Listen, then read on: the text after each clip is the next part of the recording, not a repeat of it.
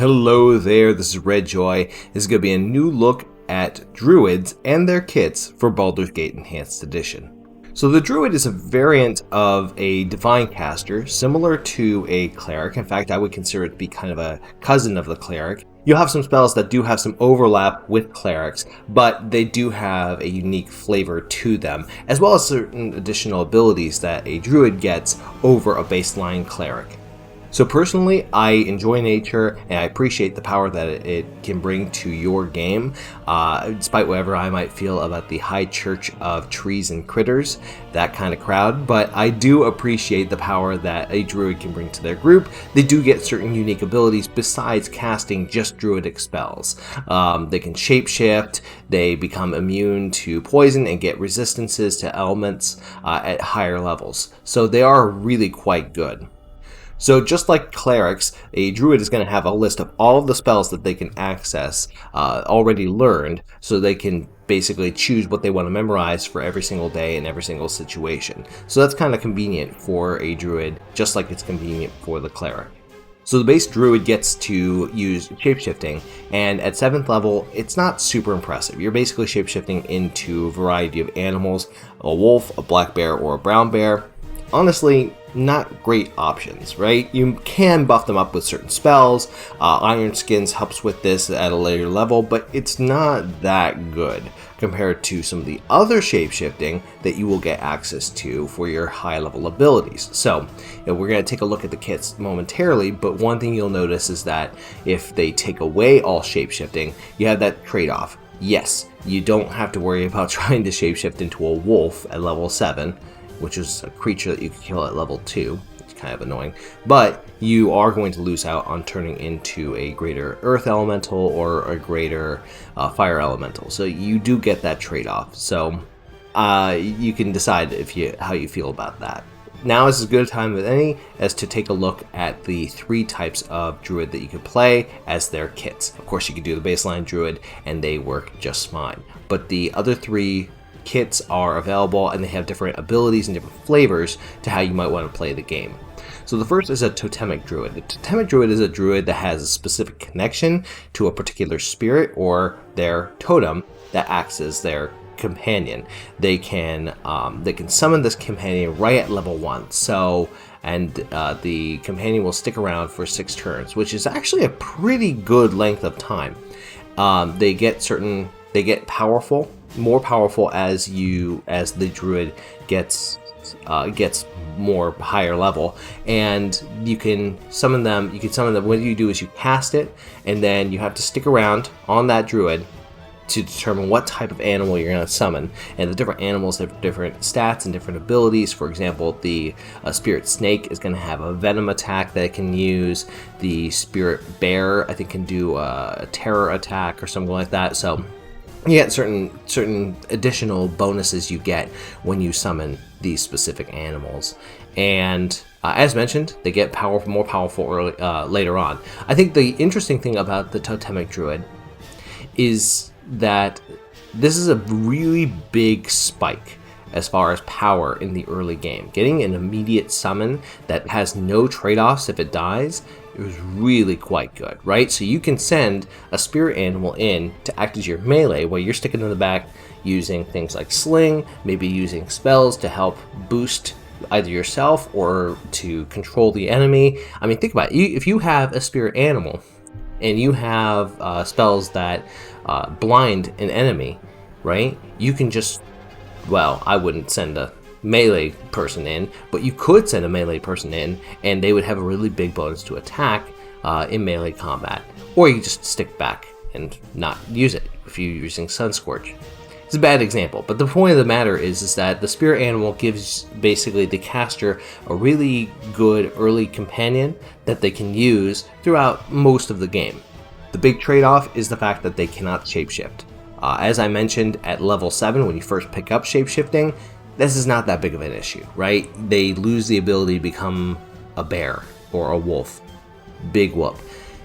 Where it really does hurt is it really hurts with the high level abilities. The Earth Elemental allows, along with iron skins, along with other protections, allows for a character to have a huge number of physical resistances. The high level abilities that the druid gets that are shape-shifting abilities are very powerful and contribute to a big power spike at the end of the game, along with the spells that come along later on. I think if you're going to talk about the druidic spells, I would say in comparison to the cleric spells are pretty powerful all throughout, but their biggest impact is towards the early and middle part of the game of Baldur's Gate 1, whereas for the druid, you're going to have a lot more power in the later game than in the earlier game. Earlier game's not bad, right? You get healing. You can use Sun Scorch as a quick ability to blind enemies. I think that might be an SES spell, so pick up SES. It's a good mod that you should be using. But you basically have the ability in the early game to do some things, but not as many things as a baseline cleric can. Meanwhile, if you are a higher level druid, you're going to hit a lot harder, and you're going to be able to stay in combat for a lot longer than a baseline cleric. Totemic druids don't lose any of that casting, so that's really good, but they do lose the later high level abilities to shapeshift, so you want to watch out for that. Okay, next is the Shapeshifter. The Shapeshifter is basically a werewolf. It's a druid that, rather than getting additional shapeshifting abilities like turning into a wolf or a bear or elementals at the high level abilities, they turn into werewolves from the early onset of the game. Werewolves are very powerful. I ended up doing a story run as a werewolf or a shapeshifter, and I was really impressed with the fact that there are a lot of enemies that the werewolf can be immune to, because one thing about the werewolf is that they are immune to normal weapons. Now, when I say that, that sounds like, oh my god, that's broken. There are enemies that I think they have codes to them where they are hitting with enhanced strength or some sort of magical ability or certain things, like for example ogres. If you send a werewolf into fighting against an ogre at level 1, the ogre is probably going to win because it has more HP, and it will actually be able to hurt the shapeshifter. There are other enemies that are like that, but then you run into strange things. For example, the fusion jellies in Durlag's tower that hit with that kind of nasty fusion jelly attack, whatever they use. Shapeshifters are immune to that. So if you really want to cheese and get your love characters up to a high level, you just hang out in there for a few hours, literally a few hours, and just kill a ton of the jellies and prevent the shapeshifter from getting hit, and then eventually use fire and kill them all, and you'll have a ton of HP, a ton of XP from that, because each one of those jellies is 3,000 XP. It's very cheesy. I wouldn't recommend doing that unless you really want to break your game. But shapeshifters have the potential to be very powerful. At 13th level, they get an even more powerful version of a werewolf shapeshifting ability, and that's really nice. Downsides, they can't wear armor, but they can wear helmets. So you can wear a helmet, protect your chrome dome, and they can use the shields that a druid can use. So I think that's just bucklers.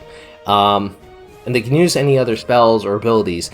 They do lose out on the elemental HLA shapeshifting though, so you want to watch out for that. But I think that if you have a greater wolf wear with iron skins, regeneration, and other combat buffs, that's a very powerful creature. And by the way, that's not to mention werewolves hit really hard. They do more damage and they have more attack per round than any of the casters that can cast stuff. Any of the druids, although some of the shapeshifting forms allow them to do just that much damage. But werewolves are really quite good. So I wouldn't sleep on them, especially if you're playing in the early game. There are a lot of critters that can hit you, but there are also a lot of critters that won't be able to hit you. So it's a good trade-off. So certainly give them a try if you haven't. Okay, so the final druid kit is the Avenger. So before I go too deep into the Avenger, because the Avenger is going to get certain unique shape-shifting abilities and unique spells that other druids can't cast. One thing I would just state that they get this -2 penalty to strength and constitution. I wouldn't worry too much about that. Constitution, you're not going to be raising it above 16 anyway, so just max that out at 16. And then strength, in your normal human form, you're not expected to go into melee combat, so I wouldn't worry too much about that. And then with these additional shape-shifting abilities that are not bad, they allow for the Avenger to change their strength to a higher level. So that's pretty irrelevant. And then armor heavier than leather, that's not so much of a big deal. There are good leather armors. There are also really crappy leather armors. So, that's just the trade-off that you'll need to worry about. But let's talk about the unique shape-shifting forms that they get. And then we'll talk about the unique spells that they get, and they'll tell you kind of which ones are really good and which ones are really crap. 7th level, they get the ability to shapeshift. First off, they can do all their normal forms, so they can do wolves and bears, and then they do get their high-level ability, HLA shapeshiftings. So they don't lose anything there. That's quite good. Sword spiders. Sword spiders are basically going to be really fast spiders that avoid web and get a huge number of attacks per round. That's really good. Baby Wyvern. You get the Baby Wyvern, you do that shapeshifting for one reason, and that is the poison. You use the poison effect on a wizard, they will not be able to cast spells, and they do a huge amount of damage. Finally, the Fire Salamander. You only get 50% resistance to fire, so that's not great. But they do get a +3 weapon that they get to use, or impacting as a +3 weapon. And even though it's only one attack per round, they're hitting pretty hard. So Fire Salamanders are not bad, and they have a good amount of strength to them. So that's a pretty good form to take. I've heard that the Sword Spider and the Babe Wyvern are really the best forms, but that Fire Salamander is not bad either. At 19th level, they get an additional use of shapeshifting. I want to also make a quick note. I haven't made this note yet. With certain mods, such as SCS, you're not going to be just using the shapeshift ability. You will get what are called tokens. And shapeshifting tokens allow you to, on command, switch your weapon to a shapeshifting shape. So let's say you want to have a sword spider shapeshift token. You cast it, you get the token, and you put it in your weapon spot, right? And then let's say in your other weapon slot you have a sling. You use the sling for anytime you need missile combat, but then anytime you want to shapeshift into the spider, you switch your weapon slot just like you would do on any other character, and you turn into the sword spider and go on in. And you could do the same thing with any of the shapeshifting forms here, the werewolf shapeshifting form, or any of the elemental shapeshifting forms. It's a convenient way to do it. I think SCS, really made it significantly easier to shapeshift between the forms. I think that's really quite good.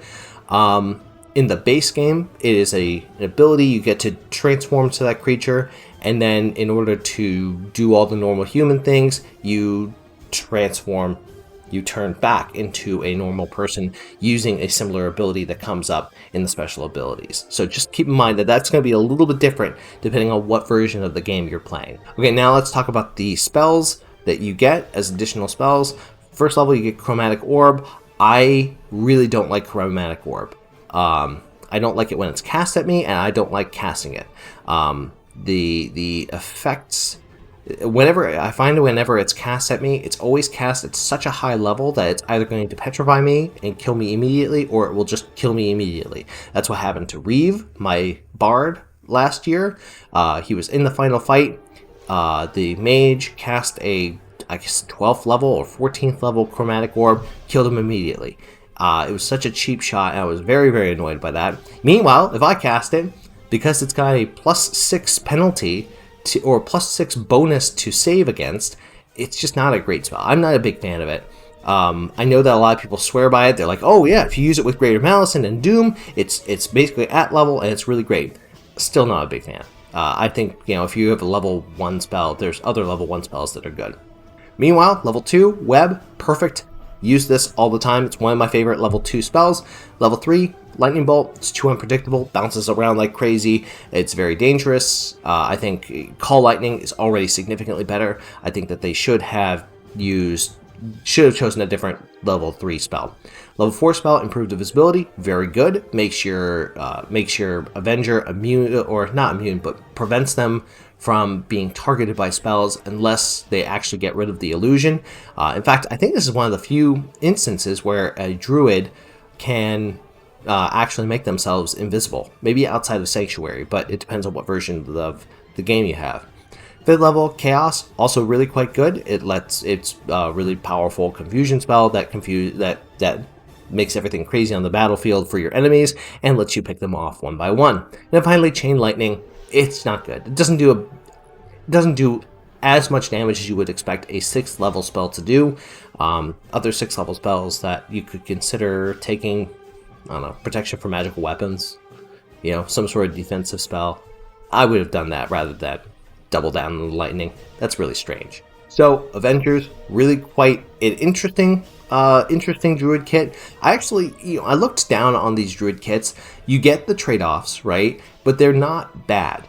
I would say the Totemic Druid, the one big thing about them is they're going to be very powerful in the early game and not as good in the late game. The Shapeshifter, they're going to be really powerful maybe up until the later part where you're missing out on the elemental HLAs, because I think I maybe misspoke in saying that the Wolfware is really, really powerful. They are, but there's a lot of other buffs that you have to do in order to make them fantastic. And then finally, the Avenger, they're going to be interesting throughout. You're going to deal with these additional shape-shifting forms. You don't lose that much as being an Avenger, so not a bad kit to try out. So for alignment, as a Druid, when in the base game, you're required to be true neutral. This is an SCS piece that allows for the Druids can be multiple alignments, but just trust me, they have to be true neutral. And I think this makes a lot of sense, considering that nature is not supposed to be aligned to anything. It's just supposed to be there.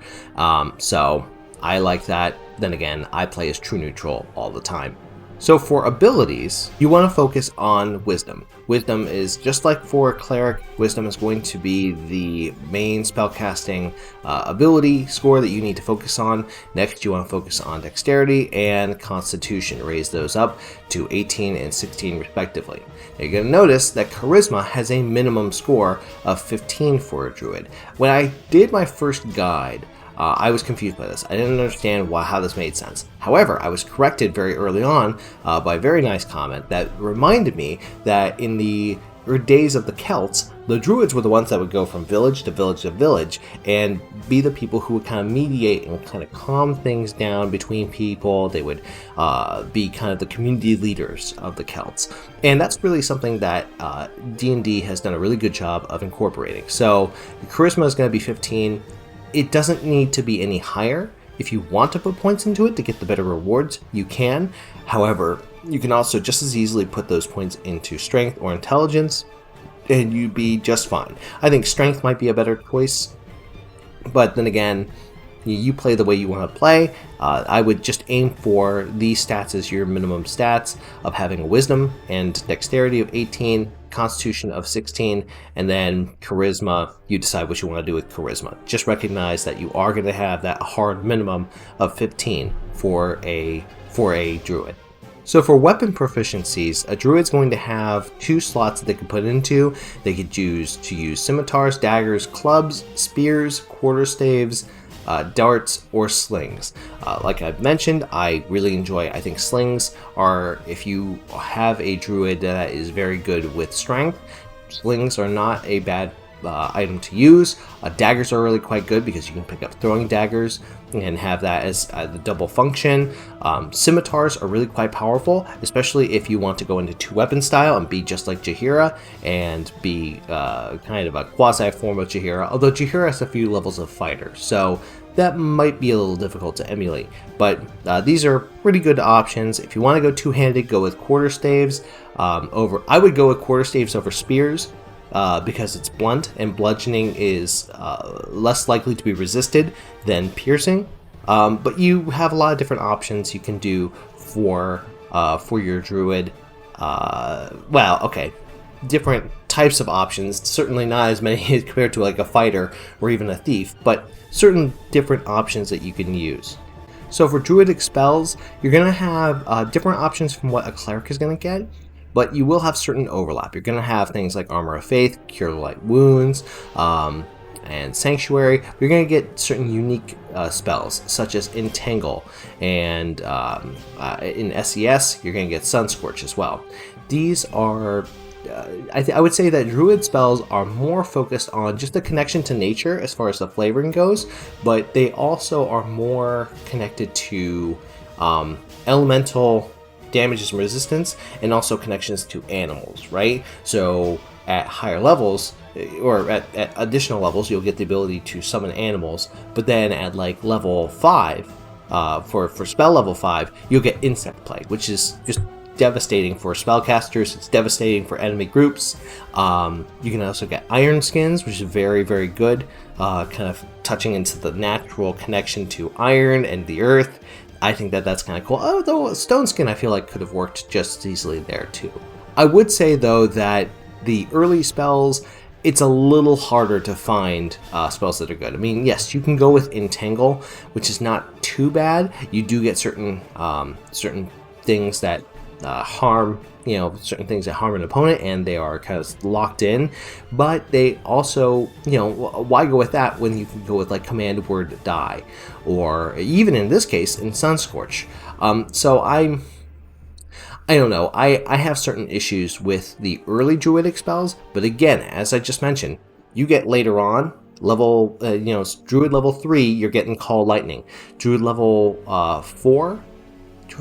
I think that's, you don't get Iron Skins until level 5. I'm getting confused with my spell levels. Basically, the higher level you are, the more devastating your spells are going to be at that point. So don't sleep on druids. They are very, very, very powerful, especially in the later game. So definitely make sure that you check out the Druid. It's a lot of fun. It's a very powerful class. They're decent at the early level, but they're very, very powerful at the later game. And I'm talking into Baldur's Gate 2 and then Throne of Ball. They're very, very powerful, and definitely don't skip on them. They're a fantastic class to play especially if you really enjoy nature and really enjoy just watching the animals destroy all of the enemies that you can imagine. For now, and until next time, take care and good luck. We're all counting on you.